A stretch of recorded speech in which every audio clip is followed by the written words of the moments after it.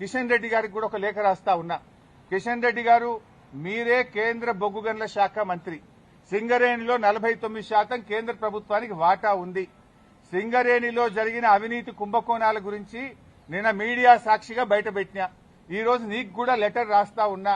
నువ్వు ఒకవేళ రేవంత్ రెడ్డితో కుమ్మక్కు కాకపోతే వెంటనే సిబిఐ విచారణకు నువ్వు ఆదేశించాలని చెప్పి కిషన్ రెడ్డి గారిని డిమాండ్ చేస్తూ I'm writing A open letter to Kishan Reddy.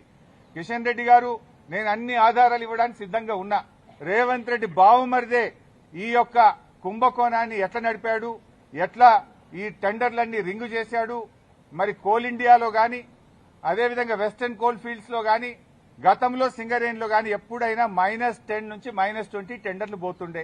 ఈ సైట్ విజిట్ సర్టిఫికేట్ పెట్టిన తర్వాత మరి ఎవరెవరు టెండర్లు వేస్తున్నారో తెలిసి రేవంత్ రెడ్డి బావుమరిది ఆ కాంట్రాక్టర్లను బెదిరించి వాళ్ళు ఏ రకంగా ప్లస్ టెండర్లు ఆయన పొందిండు టెండరు, ఆయన ఎవరనుకుంటే వాళ్ళకి టెండర్ వస్తుంది, ఎవరనుకుంటే వాళ్ళకి సైట్ విజిట్ సర్టిఫికేట్ వస్తుంది. 9E బ్లాక్ ఒక్కటే రద్దు చేయడం కాదు, ఈ టెండర్లు రద్దు చేయాలి. దీని మీద సిబిఐ విచారణ జరపాలని నేను నిన్న డిమాండ్ చేసిన.